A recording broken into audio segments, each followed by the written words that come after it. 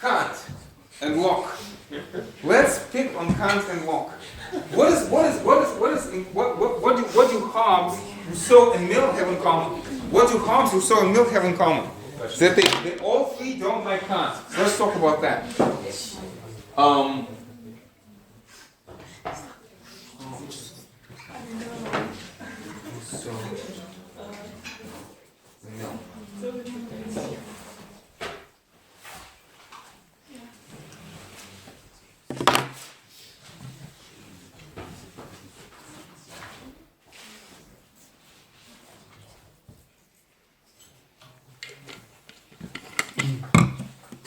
So, I feel there's a deep affinity between all three thinkers.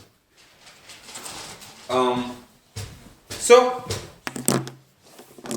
I think one good way to start talking about, again, all three philosophers at the same time, is maybe to try and answer this question: what is important? What is the task? What is the goal of their philosophy? What are they trying to do, right? And I want to say, in an important sense, for all three philosophers, freedom plays an important role. Freedom understood as autonomy. Freedom understood as autonomy. But then autonomy which is directed towards, some measure of human well-being. Well-being, or maybe even if you want happiness. Mill is going to talk about utility, right? So these are the words on the board. These are the words on the board. So let's tell a story. Let's tell a story. So okay. Where should I begin? Let's begin with ancient myths. Why not? Right? So, if we look at the first historical human societies which had writing, right? Usually, the kind of picture you get is a picture of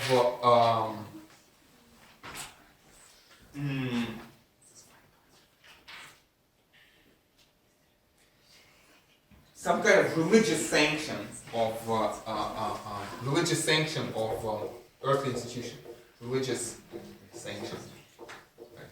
So this idea that the rulers rule with by the command, by the decree of the gods. Right? And especially if we so again, this is sort of ancient times. Ancient Egypt, ancient Mesopotamia, or something like that, right? We can try to maybe relate this to modern political tradition. So modern political tradition, this idea, in case of Hobbes, Rousseau, and Mill, they are writing, among other things, against, let's say, medieval political theory. And in the medieval political theory, we have this notion of the divine right of kings. Divine right of kings, right? And in philosophers such as, well, for our purposes, first and foremost, Robert Filmer, but also Augustine, and also, interestingly, people like Immanuel Kant. Right? The idea would be that we are, well, Kant, not exactly, and Augustine, not exactly, but Filmer definitely.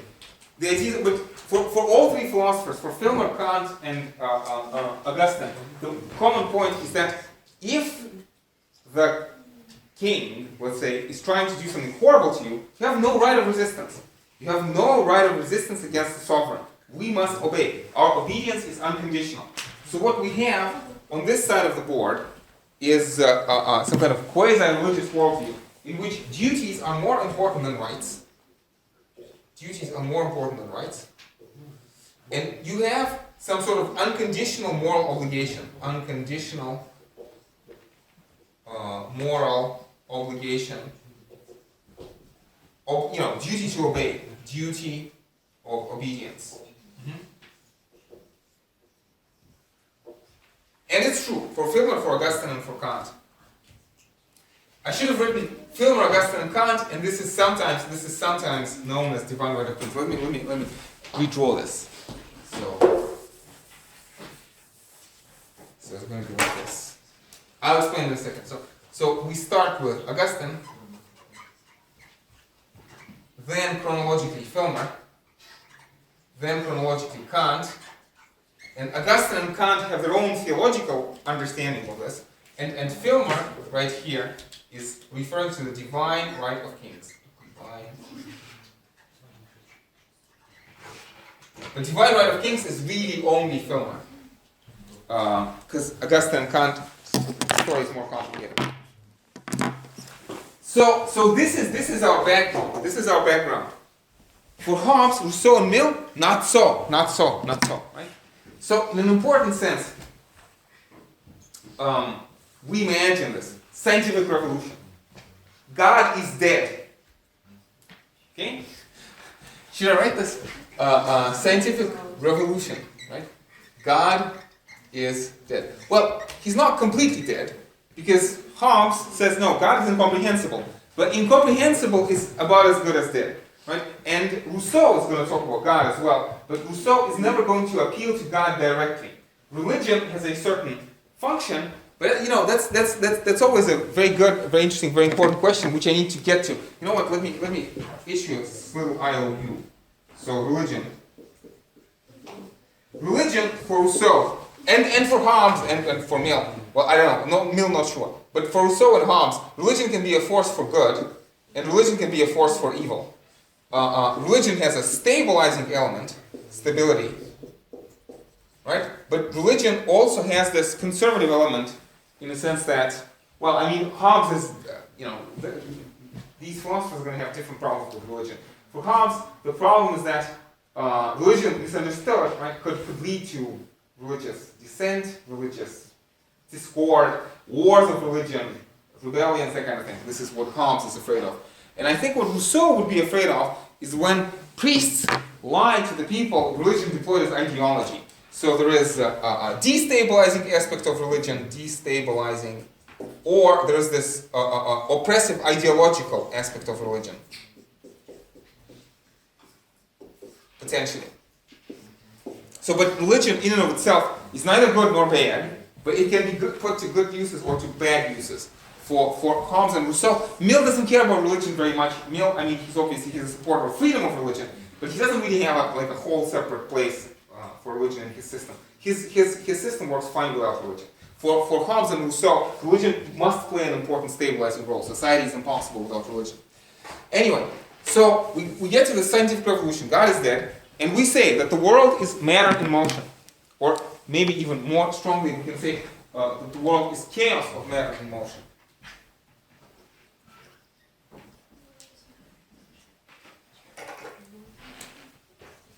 So, chaos of matter in motion.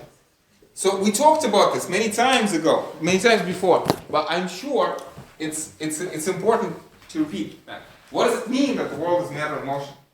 The most important outgrowth of this is that nothing is evil or good in and of itself. Right?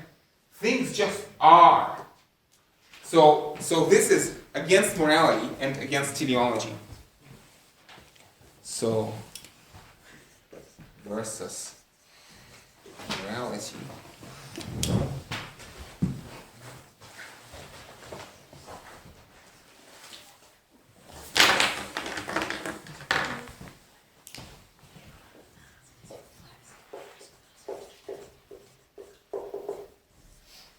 And versus teleology.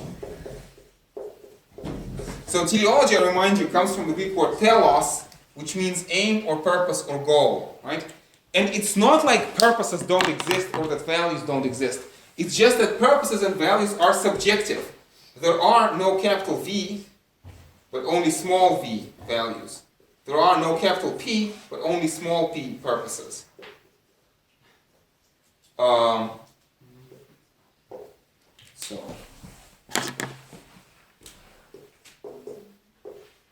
So no capital V values, no capital P purposes. There are small v values and small p purposes, which is to say that they are subjective, if you want.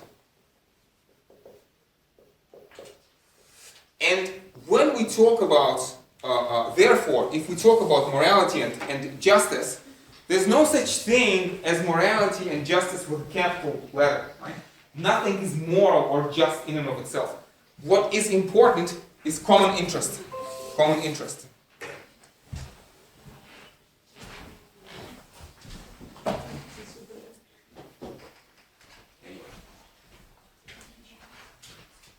So we have subjective individual interest.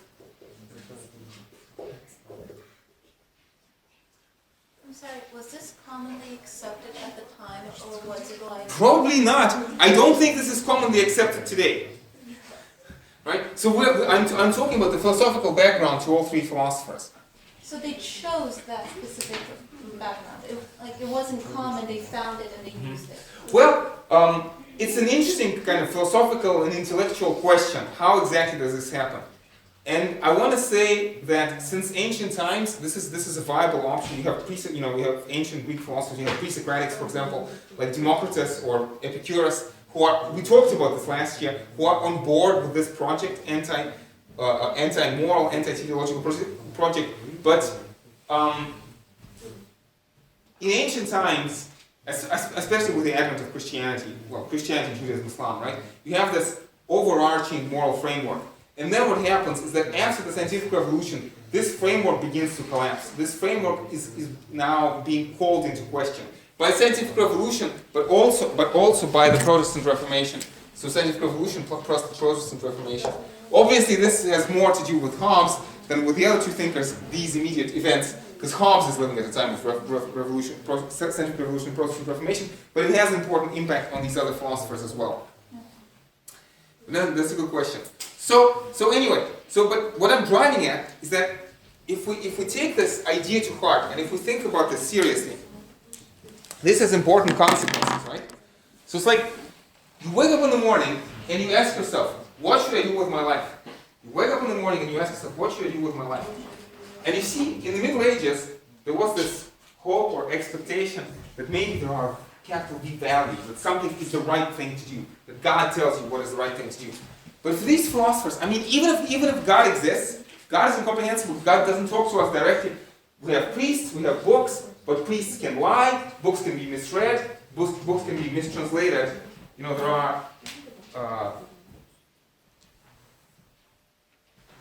problems with those kinds of ideas. So basically, I think that the argument is negative. You could say this is atheism, and in Hobbes-Rousseau-Mill, all three have a certain atheistic elements. You could say this is atheism, but this is less of atheism and more like we cannot rely on God to give us values because God is not seen in the world. God is nowhere to be found. God does not intervene directly and rectify the wrongs. It is up to us. So in an important sense, if for these philosophers duties are more important than rights, for these philosophers nothing is right in and of itself. So in an important sense, you could either say that there are no rights, or, which is the same thing, you could say that everybody has a right to everything, right to all things. And this is interesting. It's interesting that we're talking again in this third month. We're talking about these three philosophers. And again, I didn't know who we're going to talk about. Okay, you told me these are the three philosophers. Hobbes-Rousseau-Mill. So we're talking about them. For all three philosophers, there are no rights. There's the fundamental right to all things. The natural law, the natural right, is not positive. It's not substantial for Hobbes or for Rousseau or for Mill. By nature, you can do whatever. And this is true for Hobbes and for Rousseau and for Mill. Mill specifically writes against the doctrine of natural rights. He doesn't believe in natural rights. And you could say, well, what do you mean you don't believe in natural rights? What's your argument against natural rights? And I think Mill would turn this question on its head. He would say, look, natural rights is a positive doctrine. Give me your argument for natural rights and then we'll talk about it. So it's not like Mill has an argument against natural rights. He looks outside the window and he says, there is no argument for natural rights. And again, like, if you don't believe this, I think very obviously in the 21st century, today if you look outside the window, nobody respects natural rights. So again, if children right now dying in Africa, who's going to take care of them? Nobody.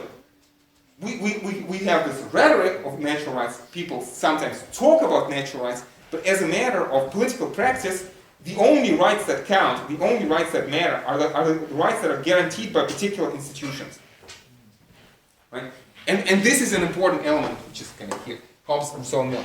So there's no right to all things, and incidentally, again, another question, right? So I wake up in the morning, what should I do with my life? I wake up in the morning, what should I do with my life? And the short answer is, I don't know.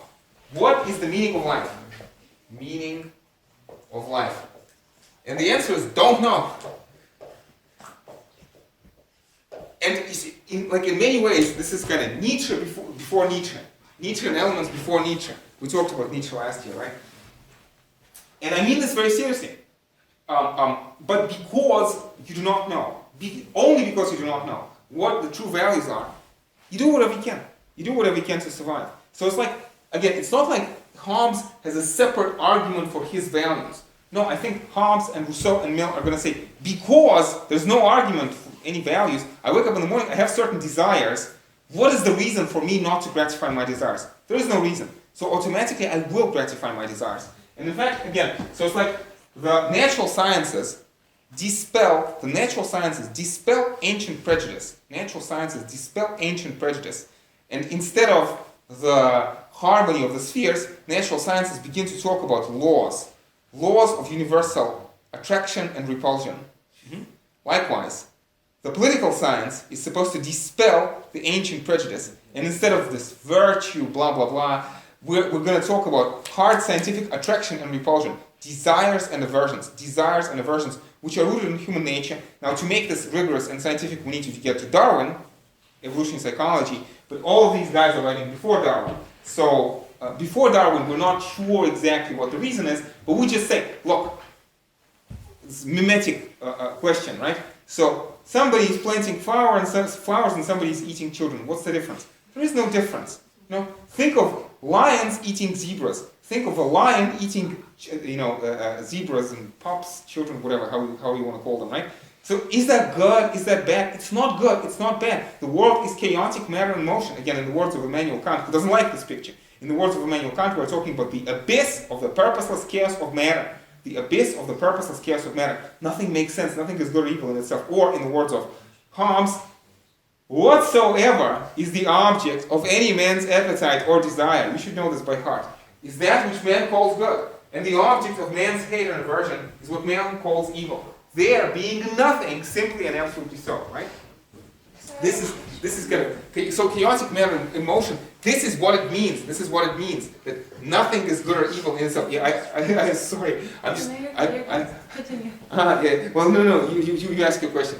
Go ahead. No, I was just going to ask that, is it based off of their assumption of, what is the meaning of life, that Hegel later proposes that war is useful to prevent this kind of stagnation of morality? To stimulate the person to want to follow, to do the right thing. War is going to be important. We're going to get to it. Yeah. I apologize. I saw your hand. It's just that I have this kind of propensity towards evening to lose my train of thought. I just wanted to get out. I wanted to finish the sentence, but it turned out to be a very longer sentence than I expected. Anyway, so meaning of life, we don't know. So we're simply going to gratify our desires. Not because we can prove that gratifying desires is the right thing, but because in the absence of other arguments, what else can we do?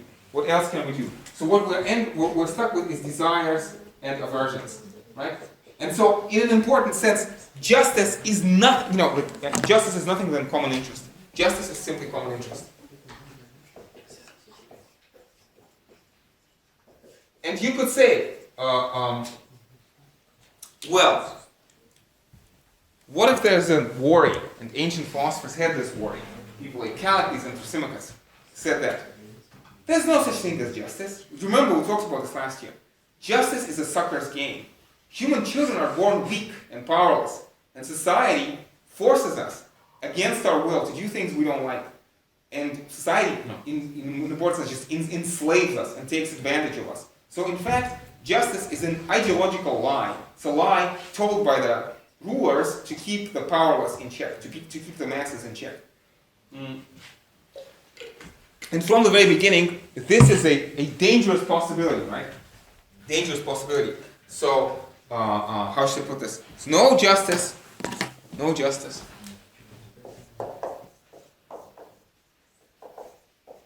Simply coercion. And this is a question. It's a big question. It's an important question. And the answer is going to be the following. We don't know. We don't know. For any given society, it's hard to know.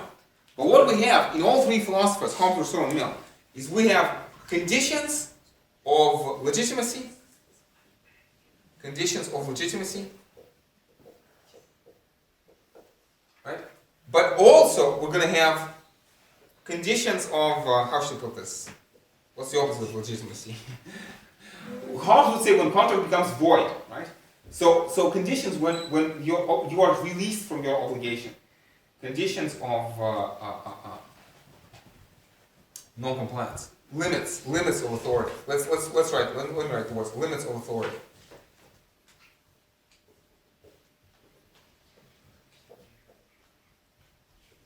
And more specifically, Hobbes and Rousseau and Mill are going to say the following thing. Because we are thrown into this world without a manual, and we don't know what should we do with our lives. Our criterion has to be immanent, not transcendent, not priests or kings telling us what to do, but the criterion should be within us. The only thing that could make any sense in this world is to try to acquire some measure of happiness. As Nietzsche says, right? What matters my happiness? My happiness isn't worth anything. He says, my happiness, Nietzsche says, is poverty and filth and wretched contentment. But, Nietzsche, yes, and it is poverty and filth and wretched contentment. It's just my subjective happiness. What pretension could it have to universal justice or universal moral law? But then Nietzsche continues, but then he says, but it is my happiness that ought to justify existence itself. Not because it's worthy to justify existence itself, but because nothing else can justify its existence. Again, I have all these thinkers on the board again, Nietzsche in dialogue with all these thinkers at the same time. So again, the only thing, therefore, the only purpose for your action, not capital P purpose, but small p purpose, the only meaning to do anything in life, the only reason to do anything in life is doing it with some good to yourself. With some good to yourself. Again, as Rousseau says, man is born free, but everywhere he's in chains, right? But the question is, because we are born free, and because nothing by nature is good or bad, because of that, we can only be legitimately subjected with our own consent. Now, people in the past used to lie to one another. We had mistaken intuitions. We thought we had to submit. But in fact, if you do social science, if you do political science properly, you will realize that nobody can be legitimately subjected without their consent. Again, as Rousseau says in the True Social Contract, each, uniting with all, nevertheless, obeys only himself and remains as free as before. So free obedience. I obey because I have chosen to obey. So here we have duties which are more important than rights. Here we have rights which are more important than duties. And in fact, here we have unconditional duties. Here we're not going to have unconditional duties. Unconditional moral obligation, duty, obedience. Here we're going to have conditional moral obligation. So always conditions of obedience. Right? Conditions of obedience. So basically, I will submit to the government only if submission is in my interest. Right? And basically, if there's no good that comes to me through submission, if there's no good that comes to me, then Hobbes would say the contract is void. Rousseau would say then we are in the evil contract and it has no legitimacy. And Mill, well, it's kind of more complicated, but like in general, Mill would say that social rules which exist but do not promote any happiness, any utility at all, are basically, well, I'm not sure if he's going to say they're illegitimate, but he definitely wants to fight against them. So Mill will talk about, let's say, prohibition on religious prohibitions. Example he gives is a prohibition of working on Saturdays. He says that has no legitimacy. This kind of law can never be legitimate because it thereby doesn't aim at any good to the individual. So again, my interest of this is a very radical position. It's a very radical position, and I want you to see Hobbes talks about his philosophy being a middle course between too much liberty and too much authority. And I hope you can see how it's the middle course, right? So these guys want too much authority. Kant is going to say, if the king is trying to kill you, the only thing that you can do is accept the death of the martyr. Accept the death of the martyr. And Hobbes is going to say, no, if the king is trying to kill you, then the contract is void. Right? There's no reason for submission. There's no reason to submit. And what would Mill say? Well, Mill would say that Mill would say that humans have different intuitions, moral intuitions, and we have different customs and we have different intuitions. But he says that the ones which are legitimate are the ones that promote human well-being, greatest happiness of the greatest number. Now, I'm not sure about this contract being void thing, because Mill is talking, again, as he says, at advanced stages of society, and what Mill is interested in, he's interested in legislation and changing legislation. So basically, it's important to recognize that, contract may be void, but when the contract is void, you in some sense go back to the state of nature, which is kind of bad. So as a matter of fact, and again, if this was the case, if this was the only option, that would be really bad. But you see, in Hobbes and Mill and Rousseau, there is this optimism.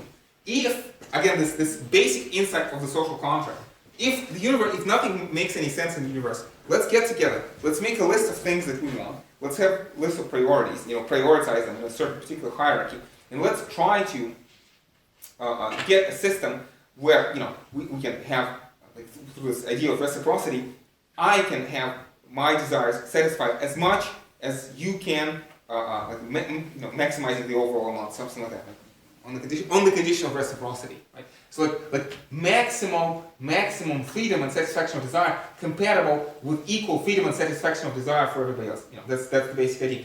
And you could immediately ask why do we have to have this condition of equality or fairness? And I think that's an important question.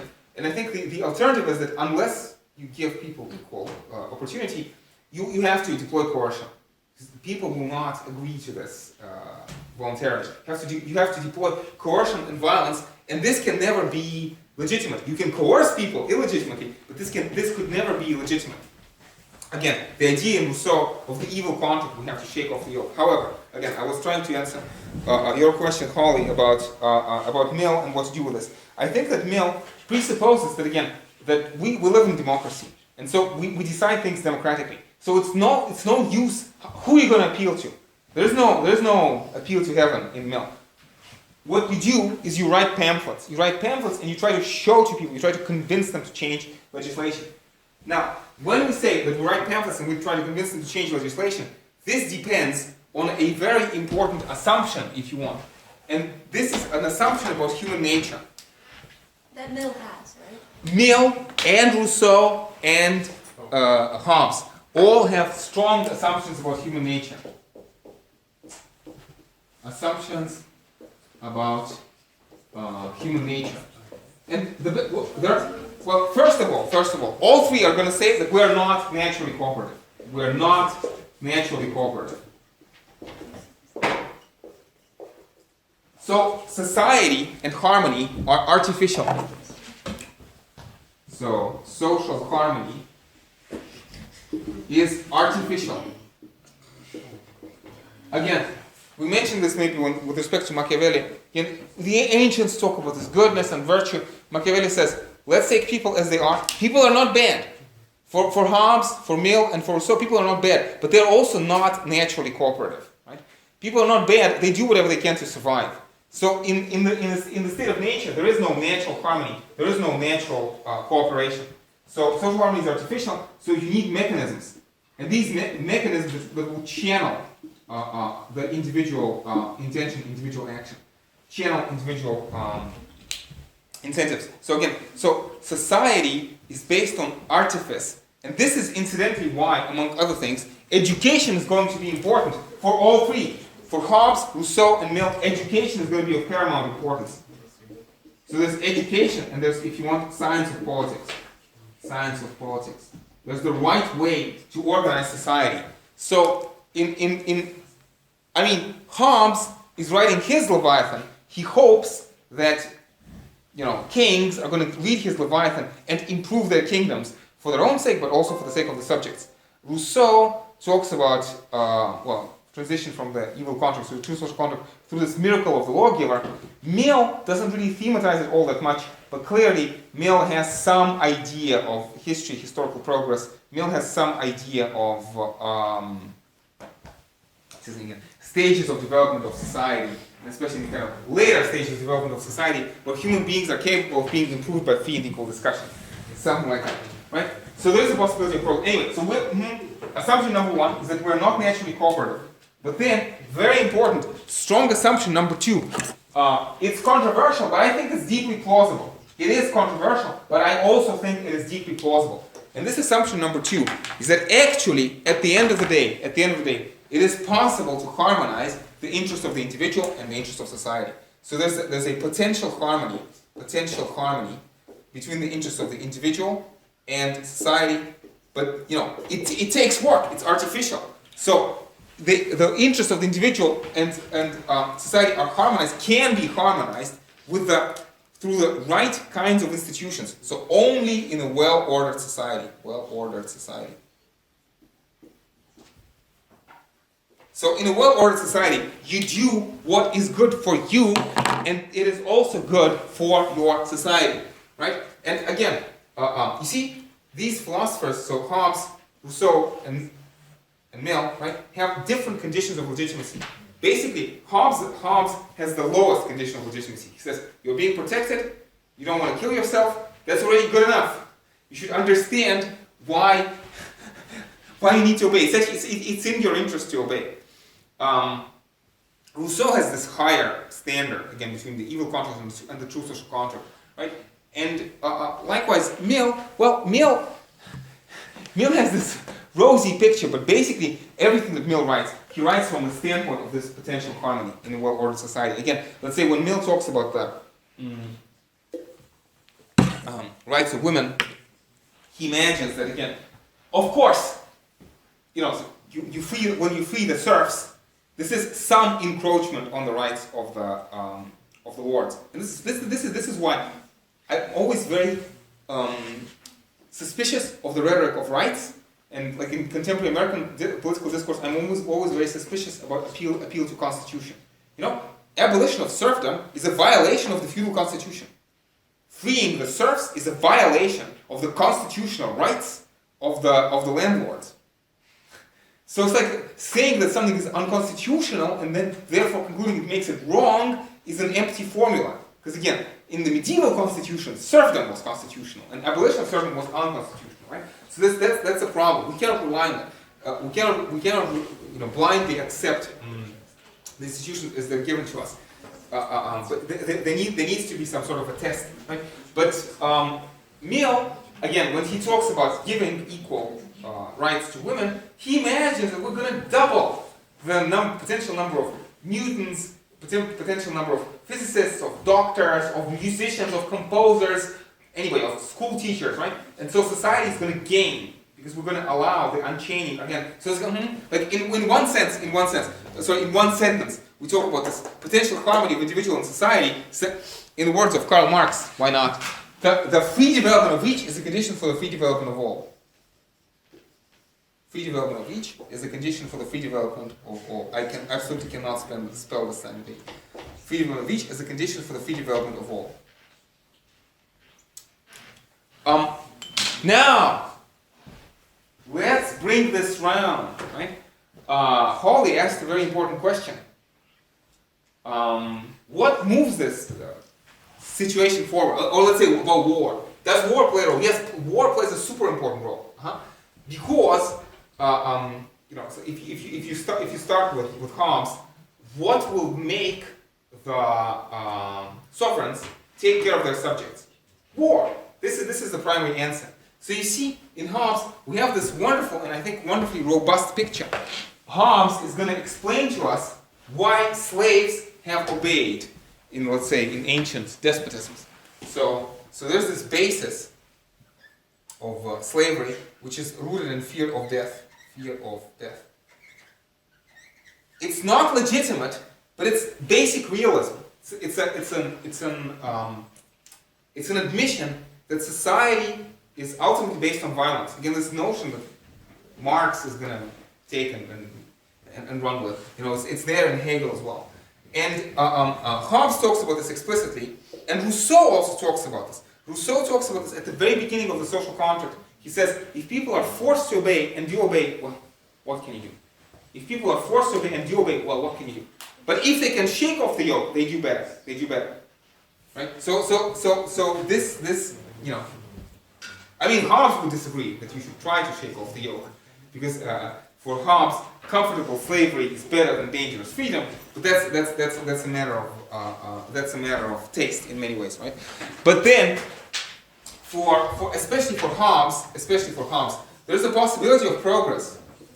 So if this is the basis, right, and this is some measure of goodness of human life, there is a possibility of progress, and the possibility of progress for Hobbes comes from this idea. And again, this is an idea that we can sort of see in Hegel and in Marx.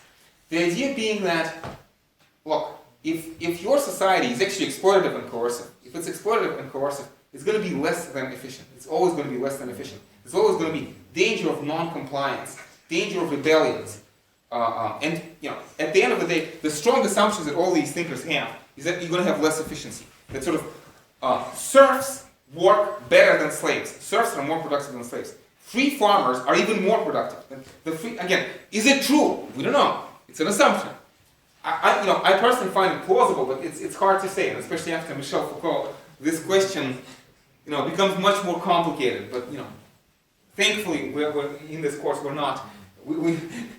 We don't have to go into Foucault. Thankfully for you, right? But you'll talk about Foucault beyond this course. You'll continue your education beyond this course. This is the introduction, and then you'll continue the advanced studies, right? But of course, let's make this explicit. Marxist. This is the problem for Marx. Is communism a more efficient society, or is it a more humane society? Could it be that these are mutually exclusive? Marx, in line with this picture, believes that more humane means more efficient. But is it true? Is it actually true? Could it be sort of the political, philosophical nightmare? Could it be some sort of horrifying tyranny which is nevertheless more efficient than free society? We don't know. This is an assumption, right? But Hobbes is going to say that, again, there's a possibility of progress from this condition of slavery. Again, possibility of progress through fear of revolution and war. Well, revolution is civil war, so I guess it's war. War and war. Revolution and war, right? And again, Hobbes, for my money, the most important chapter of the Leviathan that nobody reads, chapter 30, Hobbes talks about how think about this. In Hegel, in Marx, this idea of transparent, or in Rousseau, or in Mill, ideas of transparency, accountability. If people, Hobbes says, if people understand why the laws are made, if people understand that the laws are made for their interest, then they obey automatically. And remember, Hobbes is going to say, the strength of the sovereign is derived from the vigor of the subjects. So even in Hobbes, there is this argument for democracy. Hobbes' limited endorsement of democracy. He preferred monarchy, obviously, right? But limited endorsement of democracy in Hobbes, right? And so again, what I'm driving at is that for Hobbes and Rousseau and for Mill, there's a certain light at the end of the tunnel. We emerge from the horrors and violence of the Middle Ages. We emerge from the horrors and violence of the Middle Ages. But there's a possibility, again, and this is, if you want, this is called the project of enlightenment. Understand the basis of society, understand how society is made, and therefore, through understanding the laws of society, reshape society, in such a fashion that life will be better for everyone. Again, free individuals, freely developing themselves, becoming happy, and also making society stronger at the same time. And then stronger societies providing a stronger basis for individual development. And in this sense, again, is this true? Rousseau is going to say, we don't know. Of the true social contract, it's true. Of the evil contract, it's not true. It's possible to use this picture. It's possible for Rousseau. It's possible to use this picture as an ideological lie and say that people are tricked, people are fooled into believing that it's the social contract is in everybody's interest, whereas in fact you have some kind of usurpation. Rousseau talks about this. Marx is going to take this idea and run with it from Rousseau later on. But again, so there's a possibility that this is actually not true, that this is a lie, and this is the eternal value of Marx for this course. Well, Rousseau also, but Marx, I suppose, is the most important social critic that we talk about. And I mean, ask yourself this right now. Why are you here in this room? Is it the case that this is the free development of each as a condition for free development of all? Or could this be an ideological lie, and in fact, you are being forced to, against your own will? And sort of 20 years down the line, you will wake up in the middle of the night in cold sweat, remembering the horrible times you had to go through in this class. It's a question. It's a dangerous question. It's a treacherous question. Remember, Socrates was executed by the city of Athens for political treason, for corrupting the youth. Am I corrupting the youth by asking this kind of question, right? It's an important question, a dangerous but an important question to think about. But at the same time, there's another possibility. And it could be that, if you have a different vision of this class, then this class could be a proof of concept for the topics that we're talking about in this class. Because actually, if you are really interested in these questions, because again, we're asking the most important questions, right? I wake up in the morning, what should I do with my life? Sounds like a pretty important question to me. Maybe the most important question, right? And we are trying to answer those questions. And notice, right? It's no good me just telling you what is the right answer. And again, this is the important idea in John Stuart Mill. If I simply try to indoctrinate you, if I do not allow you to disagree with me, how do I myself know that I am right? Mill has this very important defense of free speech. Mill is going to say, only if I allow and in fact encourage dissent, only then can I be sure that I know what I know, that I actually have knowledge and not just prejudice. So let's say again, are these arguments good arguments? We don't know before we have examined the best arguments on the other side, right? Is this a good reading of Hobbes, Rousseau, and Mill? Do I know that this is a good reading of Hobbes, Rousseau, and Mill? How do I know? Did God tell me that this was a good reading of Hobbes, Rousseau, and Mill?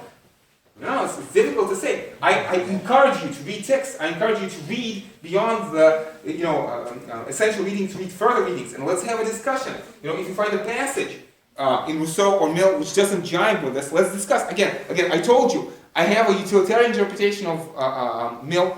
Wendy Brown has a liberal interpretation of Mill. I'm uploading Wendy Brown to my YouTube channel because I want you to see alternative interpretations. I think my interpretation is right, but I don't know. Maybe you'll find her interpretation better. Maybe you'll convince me. And again, it's like, if I do not allow your dissent, there's no way for me to know whether I'm right or wrong. Free development of each as a condition for the free development of all, in this dialogical fashion. If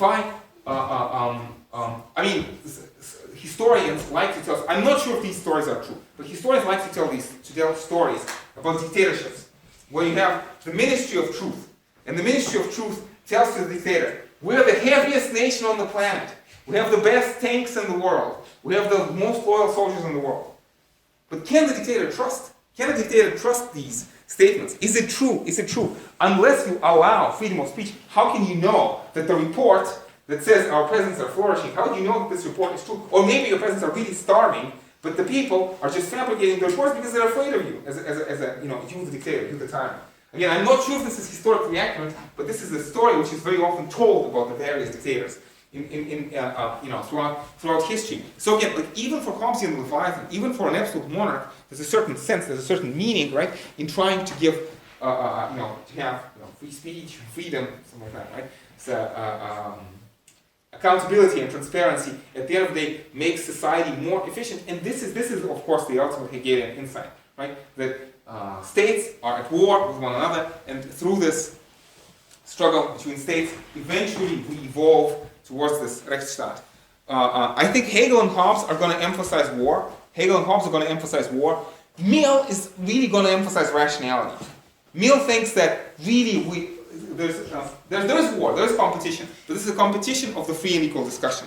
And then in the marketplace of ideas, the most important idea wins. So it's kind of non-violent war, right? If you talk about Rousseau is deeply pessimistic. Rousseau he looks at this picture and he says, well, maybe, but probably not, right? For Rousseau, human history basically goes downhill, right? It's a very low chance, Rousseau thinks, that you'll ever find yourself in true social contract. But it's who knows? Who knows? What would Rousseau reply to Hobbes and Hegel? Rousseau would have this idea that actually, yes, the demands of war may force the sovereigns to take some care of their subjects, but this will always be very limited, and kind of slavery is still slavery. And again, this general idea that free societies are more efficient than unfree societies, Rousseau is not on board with that. Again, Rousseau thinks that a free society can only be small and actually relatively poor, for reasons we cannot go into right now. And large, huge despotic empires will always be, in general, more powerful than these individual states. Rousseau has some hope for confederations, but he's not very hopeful about that. He's not very hopeful about that, right? So who's right in the space of historical time? Well, you could say, well, now we have democracy, so probably Mill is right and Hegel is right. And this is why we need Marx in this course. Because Marx is going to say, oh yeah, democracy. You mean capitalist parliamentarism.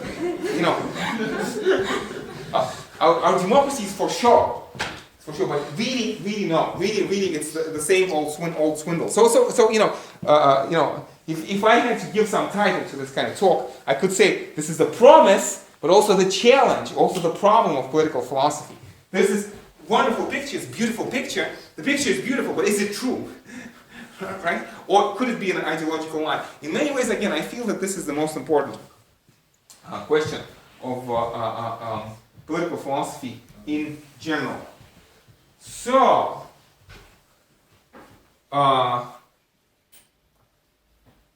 is there anything else I want to talk about? I'm not sure. Let me bring this portion of class to a close, and then we'll maybe have some discussion. Well, we have 3 magic chants, right? We have 3 mantras. Let's try to apply them. Well, let's start with the first mantra, which is most pessimistic. So let's start with this. So we have optimism of the will, but in Rousseau we have pessimism of the intellect. In Rousseau and Marx we have pessimism of the intellect, but optimism of the will. It's a beautiful picture. We're hopeful, but we're actually not sure that it's a true picture. I think, by the way, when we talk about Mill is definitely he's terribly optimistic. Mill has to be. I think he's in basic agreement with Marx. It's a very controversial statement, but I do think that Mill is in basic agreement with Marx. But I think that Millian free and equal discussion can only really be realized once the human needs are met, and definitely beyond the kind of arrangement that we have, in most places right now. So this is mantra number 1. Mantra number 2, right? So mantra number 2 is in the Marxist slogan. This would be socialism or barbarism. Socialism or barbarism. But let's not say socialism or barbarism. Let's remember we're talking about Hobbes-Rousseau-Mill. Let's say Leviathan or barbarism. Or you could say, and in fact, Leviathan should make good laws. So Leviathan with good laws or barbarism. True social contract or the evil contract, which is true social contract or barbarism. And in case of Mill, we have free and equal discussion or barbarism. So you see, kind of this can be extended. And the last slogan is, of course, but it's already there on the board. The last slogan is free development of each is the condition for the free development of all. So we have come full circle. And this is true for Marx, but it's also true for Mill and true for Rousseau. So is this true? Again, well, that's a question that we're going to have to leave to your University of London exam. I will start you off. To your University of London questions, the answer is always the same. It's always the same. Yes and no. Yes and no. Right? Let's try to, in the Millian fashion, in the spirit of John Stuart Mill, let's try to examine the best arguments on both sides, and let the best argument prevail in the free marketplace of ideas. Because at the end of the day, what else can we do? Even if ideas are derived from the basic material conditions, still, even for Marx, in addition to the material base, men must become conscious of the context and material base and fight them out. Right? So consciousness is secondary for Marx, but no less important. Okay, colleagues, I feel that maybe I should pause here.